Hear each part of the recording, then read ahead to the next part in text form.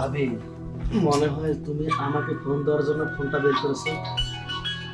এই ফোন আমার আসছে, দাও দিকে, পরে কথা বলবো। আর তুমি এরকম কেন? তোমাকে আমি বারবার বলছি যে আমার ঘরে আসবে না, তুমি তুমি বারবার আসো কেন? ভাবি, কেন আসে তুমি বোঝো না। তুমি কিন্তু মনে মনে চাও যে পারবে। আমি সুখ দেই। সবকিছু বেশি বাড়াবাড়ি হয়ে যাচ্ছে। দেখো ভাবি, বাড়াবাড়ি না, অনেকদিন চাচ্ছে তুমি দাও না। আজকে যদি না দাও, প্রয়োজন হলে জোর করে সবকিছু আদায় করে নেবো। পারবেশ, সবই ঠিক আছে, কিন্তু অতিরিক্ত বাড়াবাড়ি হলে কিন্তু তখন বিপরীত কিছু হয়ে যাবে। কি হবে? চিল্লাচিল্লি করবা? আরে আমার ভাই জানে আমি একটা ফেরেশতা, আমার ভাইরে তুমি বিচার দিবা? আমার ভাই কিছুতেই বিশ্বাস করবে না। সুতরাং আমি যা চাই তুমি দিয়ে দাও, তাহলে তো বুঝবাই। তুমি দূরে যাও, ভালো লাগে না কিন্তু সব সময়। ভালো লাগবে কেমনে? এখনো তো শুরুই করি নাই। একটা একটা করে কাপড় খুলবো, এই জায়গায় ওই জায়গায় আদর করব, সুন্দর করে কিস দেব, তখন বুঝবে কি রকম ভালো লাগে। আসতেছি, তাড়াতাড়ি যা, তাড়াতাড়ি যা।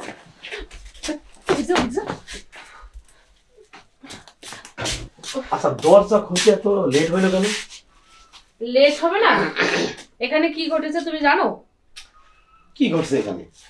কি তোমাকে তো ফ্যান বলতে খুলে দিলি- পড়েছো নাকি? না না, তা তো ঠিকই তো আছে, ফ্যান ট্যান সবই তো ঠিক আছে। তাহলে কি ঘটছে এখানে?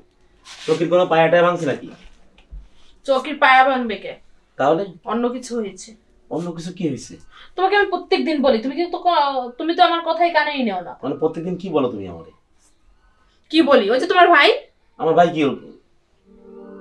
বোঝো না? বোঝো না তুমি? তোমার ভাই প্রত্যেকটা দিন আমার রুমে এসে আমাকে ডিস্টার্ব করে। শোনো, ফাও কথা তুমি আমারে বলবা না। আমার ভাইটার আমি ছোটবেলা থেকে চিনি, বুঝতে পারছো? ওর চরিত্র ফুলের মতো পবিত্র, বুঝতে পারছো? হয়েছে, এটা হচ্ছে তোমার রক্তের ভাই না, ফুলের মতো তো পবিত্র হবেই। শোনো, আমি কিন্তু ভালো করে মহিলা মানুষকে চিনি, ভালো করে চিনি।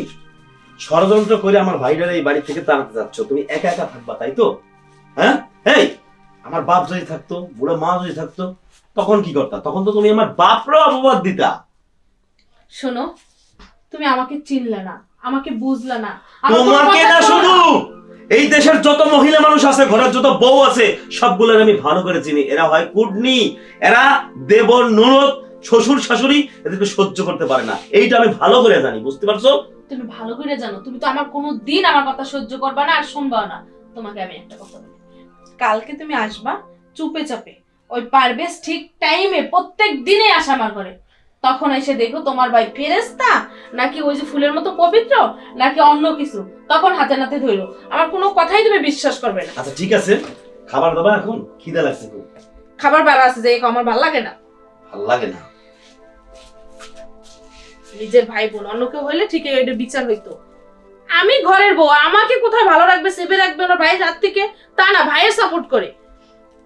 হাতে নাতে ধরাই না দিলে আর হবে না এগুলি।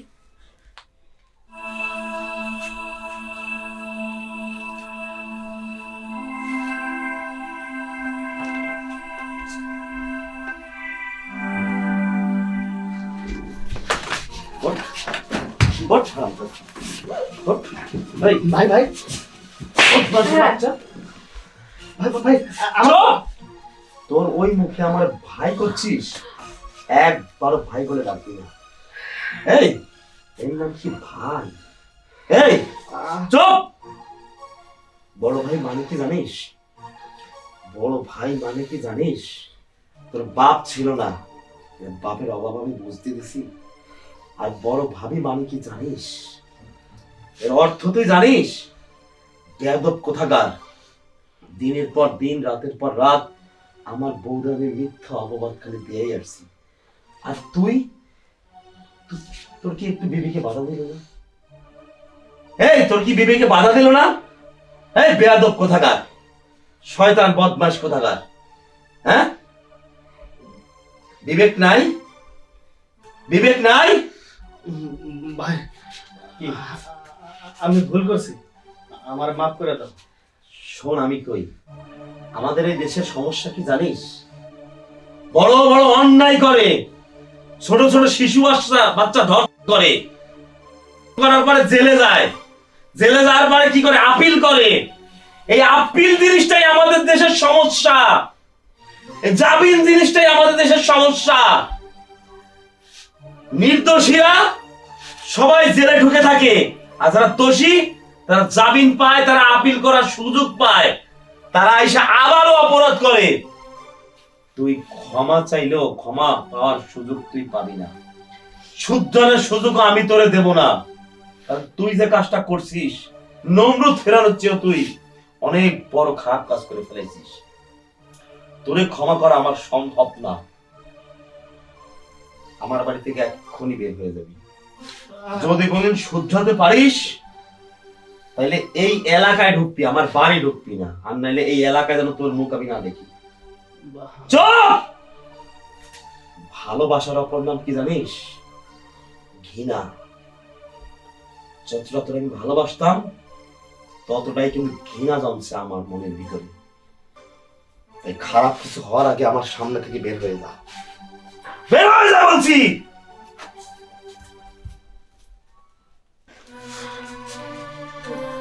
দেখো, তুমি ওকে বাড়ি থেকে এভাবে বের করে না দিয়ে ওকে তুমি ভালো করে বোঝাতে পারতে। না, ও তো তোমার কাছে ক্ষমা চেয়েছে। বোঝানোর সুযোগ শেষ হয়ে গেছে, বোঝানোর মতো পরিস্থিতি আর নাই। তোমাকে তো আমি আগেই বলছিলাম, এই ধমকটা যদি আরো আগে দিতে, আজকে আমার ছোট ভাইয়ের, ও আমার ছোট ভাই তো ছিল, শোনো, ওকে আমার তো আর হারাতে হতো না। আমি তোকে একটা কথা বলি, একটা কথা কান খুলে শুনে রাখবা। কোন সিদ্ধান্ত হুটহাট করে নেওয়া ঠিক না। আমি আগে থেকেই সব কম বেশি জানতাম, কিন্তু প্রমাণ ছাড়া কোনো কাজ করা ঠিক না। আমি প্রমাণের অপেক্ষায় ছিলাম, বুঝতে পারছো? শোনো, একটা কথা মনে রাখবা, আমি বাড়ির কর্তা অর্থাৎ বিচারক। বিচারকের জায়গায় যদি স্বজন প্রীতি থাকে তাহলে সে আর বিচারক থাকে না। কথাটা মনে রাখবা। আমাদের দেশের সমস্যা কি জানো? আমাদের দেশের সমস্যা শুধু একটাই, এই দেশে সঠিক বিচারক নাই। তাই আমি আমার ভাইরে তাড়িয়ে দিয়ে সঠিক বিচার করে আমি দেখাই দিলাম। এলাকাবাসী জানবে, দেশবাসী জানবে, সবাই বুঝবে অন্তত আমি একটা সঠিক বিচার তো করছি।